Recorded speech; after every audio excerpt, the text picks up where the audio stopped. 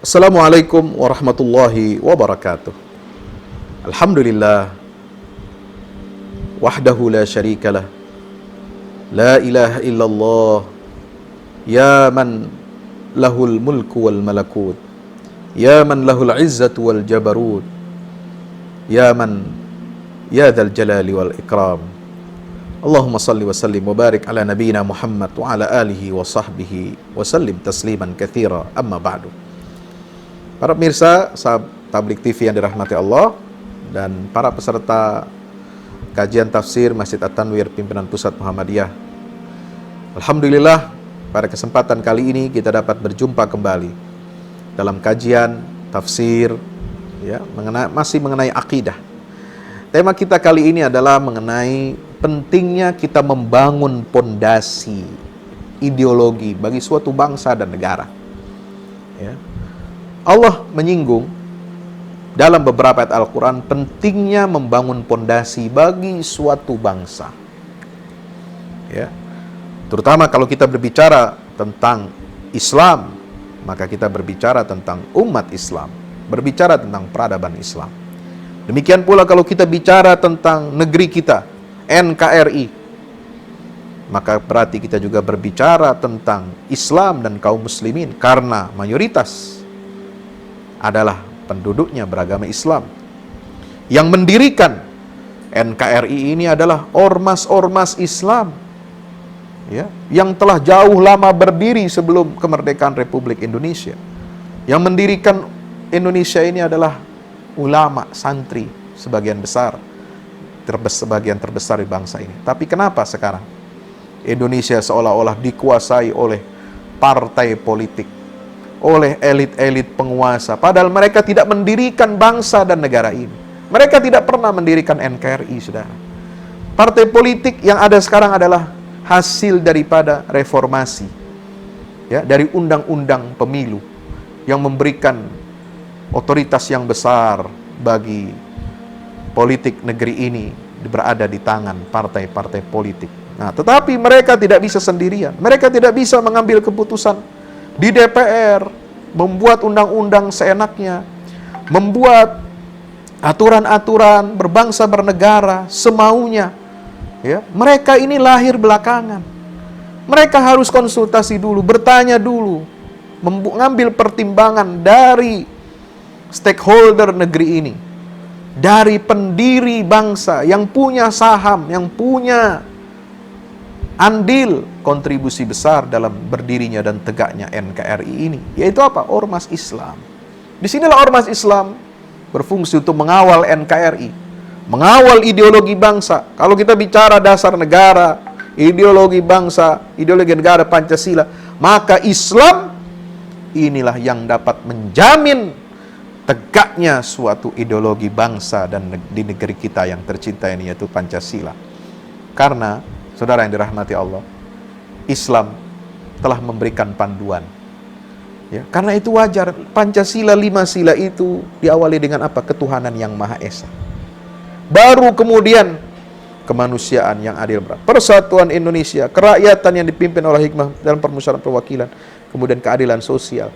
Ini diibaratkan kalau kita mengambil perspektif surat An-Nur ayat 55. Ya, Allah berbicara tentang apa?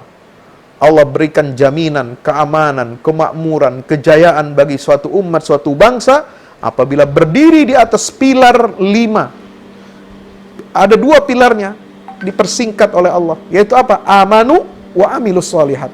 Beriman dan beramal soleh. Jadi setiap ideologi, setiap dasar ini harus bertumpu kepada 2 pilar ini, yaitu iman dan amal soleh. Pancasila ini bagi kita umat Islam cermin dari iman dan amal solehnya umat Islam.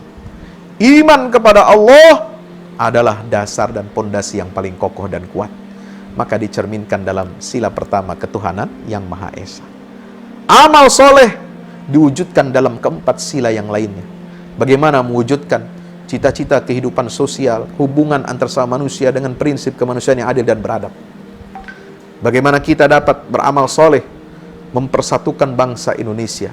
Apapun rasnya, apapun sukunya, apapun agamanya, kita semua sudah berikhtiar, bertekad menjadikan Indonesia ini sebagai darul ahdi wasyahadah, tempat kita semua bernaung, tempat kita semua mengabdi, tempat kita semua berkarya dan berjuang mewujudkan visi baldatun thayyibatun wa rabbun ghafur.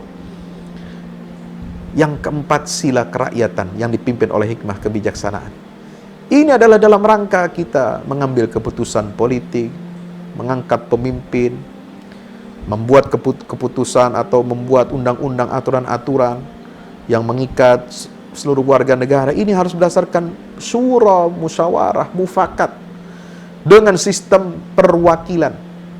Ya, kerakyatan yang dipimpin oleh hikmat kebijaksanaan dalam permusyawaratan perwakilan. Musyawarah dan perwakilan. Sumber kekuasaan ini adalah berasal dari rakyat. Karena pemimpin penguasa itu mengambil mandat dari rakyat. Ya. Ini harus diwujudkan dan ini cara kita beramal soleh. Ya. Bagaimana kita mewujudkan kehidupan yang berkeadilan dalam sosial, dalam keekonomian, keadilan sosial bagi seluruh rakyat Indonesia. Ini bagi kita juga adalah amal soleh yang kita wujudkan. Maka maha benar firman Allah Subhanahu wa ta'ala dalam surah An-Nur ayat 55. Wa'adallahu alladhina amanu minkum wa 'amilus solihat la yastakhlifannahum fil ard kama istakhlafal ladzina min qablihim wa la yumakkinanna lahum dinahum alladzi irtada lahum wa la yubaddilannahum min ba'di khawfihim amna ya'budunani la yusyrikuna bi syai'a wa man kafara fa innallaha ghaniyyun 'anil 'alamin. Ya, saudara yang dirahmati Allah Subhanahu wa taala, maka itu mari kita wujudkan nilai-nilai Pancasila ini dengan dijiwai oleh semangat Islam.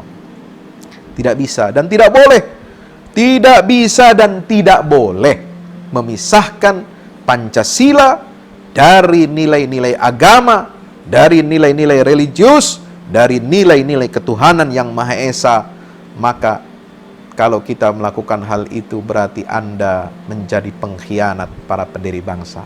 Anda telah ingin memisahkan antara Pancasila dengan Islam yang menjiwai seluruh isi dan tubuh Pancasila itu sendiri. Mudah-mudahan bermanfaat.